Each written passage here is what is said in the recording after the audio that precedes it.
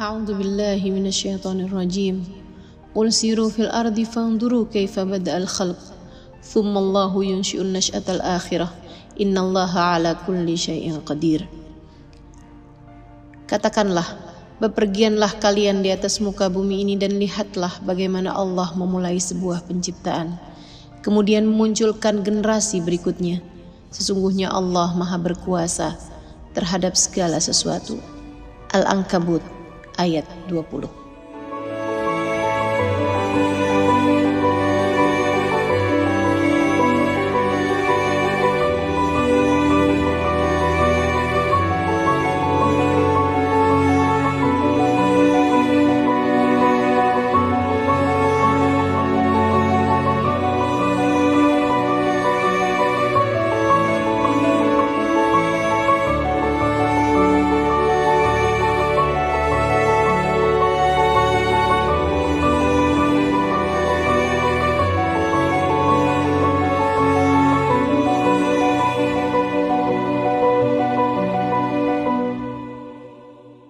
Tak ada perbedaan berarti dalam pemeriksaan bandara sebelum dan di masa pandemi, selain tambahan pemeriksaan hasil swab dan suhu tubuh. Serta tentu saja, semua orang di bandara sekarang bermasker semuanya, dari penumpang hingga petugas, dari balita hingga kakek neneknya. Saya yang memang dari dulu memakai cadar setiap keluar rumah, sekarang merasa punya begitu banyak teman. Semua orang menutup mukanya seperti saya. Mereka sekarang tahu rasanya, bagaimana tersenyum tanpa ada yang melihatnya.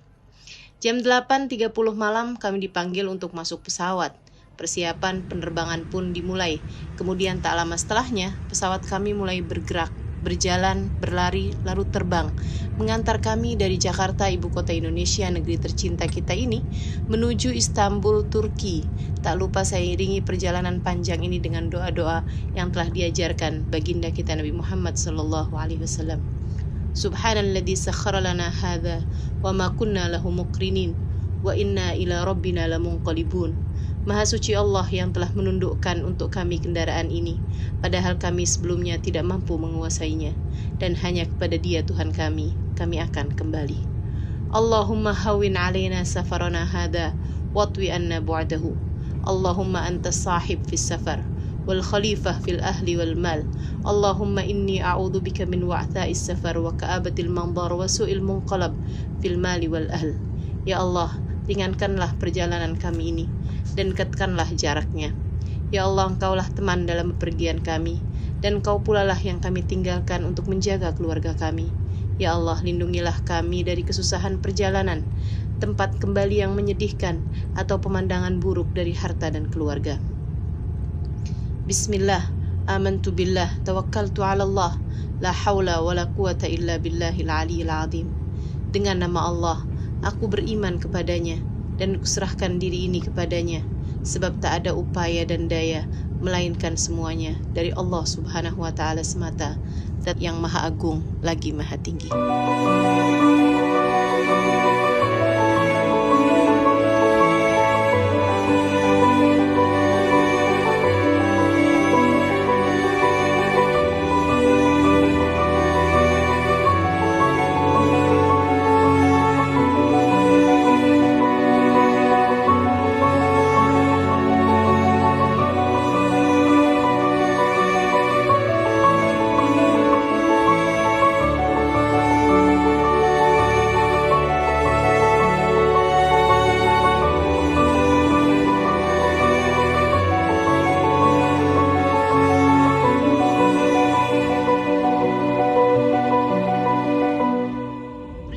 Tepat semalaman pun saya jalani tanpa terasa.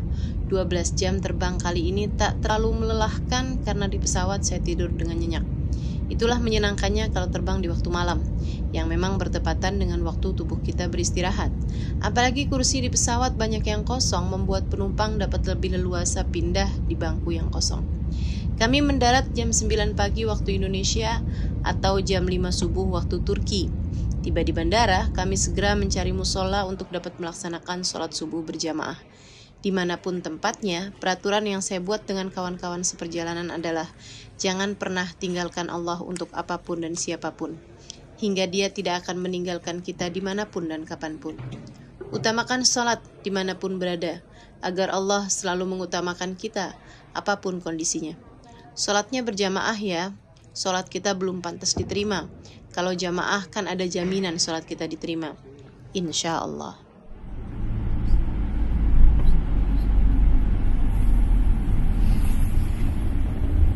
Sekeluar bandara kami disambut hujan gerimis. Perpaduan dinginnya pagi dan dinginnya hujan membuat suhu di pagi itu mencapai 3 derajat Celcius. Dinginnya terasa sampai ke tulang, membuat saya yang baru di hari pertama perjalanan sudah merindukan kehangatan kota Jakarta. Dijemput tour guide kami seorang pelajar Indonesia di Turki, kami mengendarai bis menuju hotel yang sudah kami booking.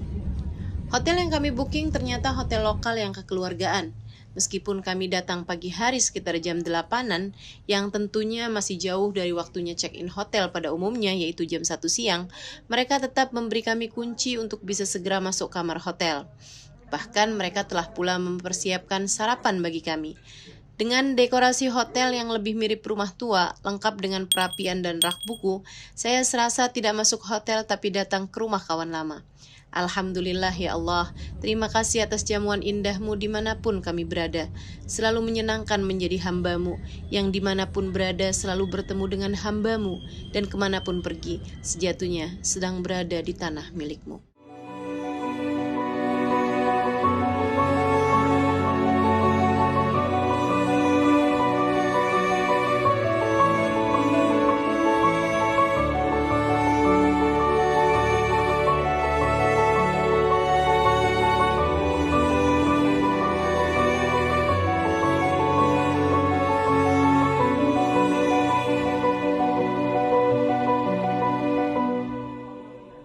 Pagi itu juga kami mulai menjalankan agenda yaitu berziarah ke makam Abu Ayyub Al-Ansari.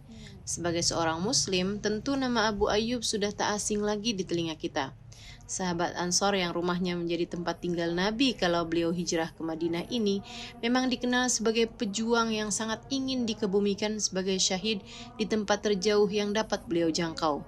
Hingga aku datang menghadap Allah dan berkata, aku telah melaksanakan amanahmu untuk membawa agama ini ke penjuru dunia. Beliau gugur sebagai syahid pada masa kekhalifahan Umar bin Khattab dalam pasukan yang beliau kirim ke Istanbul, Turki, yang kala itu masih bernama Konstantinopel. Kami sampai di sana masih dalam gerimis membasahi bumi. Ternyata di masa pandemi ini, berziarah di makam beliau hanya diperbolehkan sambil berjalan melintasi bagian dalam makam beliau saja. Yang ternyata di dalam sana juga terdapat beberapa peninggalan Nabi Muhammad alaihissalam berupa rambut dan janggut beliau sallallahu alaihi wasallam. Sekeluar dari makam, kami menuju masjid yang dibangun oleh pemerintah dengan nama Abu Ayyub. Di sana kami sholat duha karena waktu duhur belum tiba.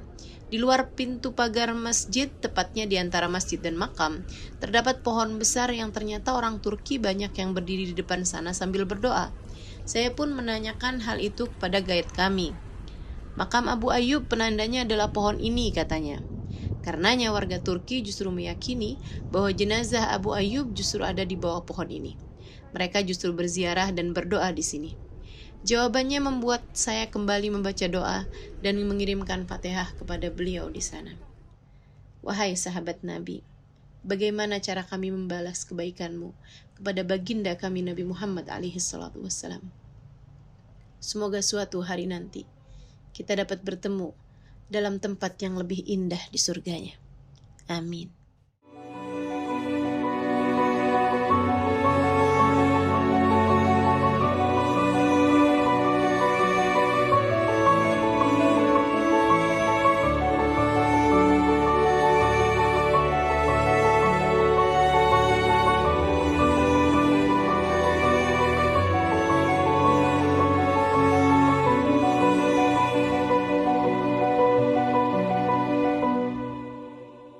Kemudian kami menuju ke bazar untuk mencari beberapa keperluan yang memang ternyata tidak semuanya kami bawa.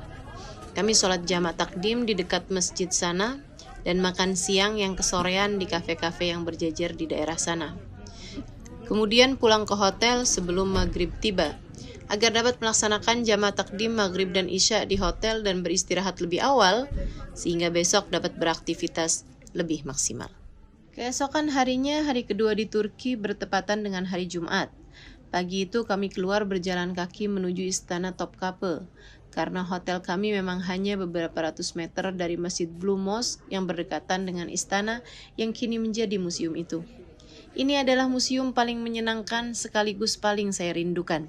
Bagaimana tidak, di dalam museum yang dibangun sebagai istana pada tahun 1470 oleh Sultan Mahmud dari dinasti Utsmaniyah, kemudian dialihfungsikan menjadi museum pada tahun 1924 ini, terdapat banyak sekali barang-barang keramat. Bukan hanya peninggalan raja-raja Turki pada zaman dahulu saja, melainkan juga terdapat peninggalan para sahabat, para nabi, dan peninggalan baginda kita Nabi besar Muhammad SAW dan keluarganya. Kabarnya, benda-benda keramat milik Nabi Muhammad, keluarga, dan para sahabat ini dulunya disimpan di Madinah. Namun ketika Wahabi melakukan perusakan di akhir tahun abad 18, mereka menyelamatkan barang-barang tersebut dan dibawa ke Istana Topkapi. Di Museum Topkapi ini ada pedang Nabi Daud alaihissalam, tongkat Nabi Musa, jubah Nabi Yusuf, pedang para sahabat dari Ukasha, Khalid ibn Walid hingga Sayyidina Ali dan Sayyidina Abu Bakar As-Siddiq. Di sini juga terdapat pedang Nabi Muhammad SAW, panah beliau, surat-surat beliau, hingga rambut beliau SAW. Bahkan patahan gigi ketika beliau perang Uhud sekalipun tersimpan rapi di sana. Silahkan bayangkan bagaimana kamu memandang barang-barang tersebut.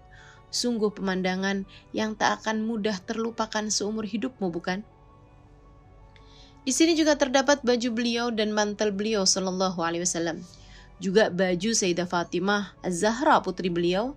Dan salah satu barang yang membuat saya ketika memandangnya mengharu biru adalah kotak simpanan barang milik Sayyidah Fatimah. Semacam kotak tempat biasanya anak gadis menyimpan jepit, ikat rambut, peniti, dan aksesoris lainnya. Biasa saja sebenarnya, namun membayangkan bahwa kotak itu menjadi semacam teman yang mengiringi langkah kehidupan seorang wanita, pemimpin surga, putri kesayangan baginda Nabi Muhammad SAW, memandangnya membuat saya ingin menjadi kotak itu dan hidup di masa 1400 tahun yang lalu. Sayangnya, di dalam sana saya tidak diperkenankan untuk mengambil gambar. Jadi silahkan membayangkannya sendiri sambil serius berdoa. Semoga suatu hari nanti Allah menyampaikanmu ke sana. Dan semoga suatu hari nanti matamu diizinkan Allah untuk dapat memandangnya.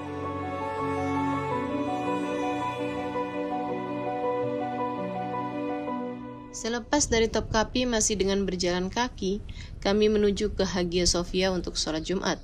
Di masa pandemi ini, tak banyak masjid yang diperkenankan untuk tetap buka.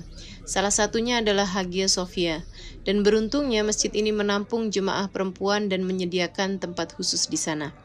Karenanya, kami pun dapat melaksanakan sholat Jumat di masjid yang baru diresmikan ini.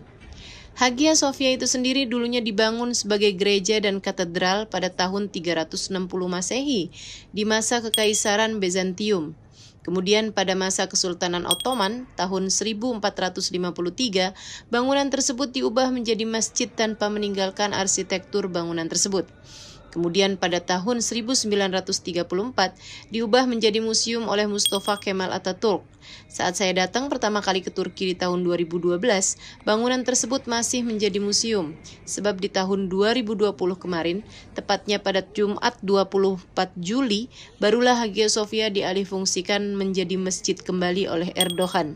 Semoga Allah tetapkan sebagai masjid hingga akhir zaman insyaAllah. Amin ya Rabbal Alamin. Seberes sholat Jumat, kami pergi makan dan santai berkeliling kota menikmati Istanbul di waktu senja. Kemudian pulang dan seperti biasa sholat maghrib dan isya jamaah takdim, lalu beristirahat lebih awal agar esok pagi dapat berkegiatan lebih segar. Sekedar tips untukmu jika menempuh perjalanan jauh dan dalam waktu yang lama, jangan diforsir di awal. Ibarat olahraga, perjalanan ini mirip maraton. Kalau di awal kamu lari dengan kecepatan maksimal, kamu akan kelelahan dan gagal di tengah perjalanan. Oh iya, ada hadiah lain yang Allah berikan pada Jumat siang itu, yaitu turunnya hujan salju. Jujur saja, dari dulu saya ingin sekali melihat dan merasakan hujan salju, tapi saya tak tahan cuaca dingin. Dari dulu saya sering membayangkan seperti apa rasanya ketika salju yang mirip es serut itu turun dari langit ke bumi. Siang itu sepulang dari masjid saat buka jendela kamar, salju turun, padahal di luar tidak gelap mendung. Wah, buat saya yang lahir dan besar di Indramayu, bersekolah pesantren di Bangil, Tegal, dan Sarang, kemudian pergi ke Yaman, yang semuanya adalah daerah panas dan tropis, melihat salju turun adalah melihat keajaiban.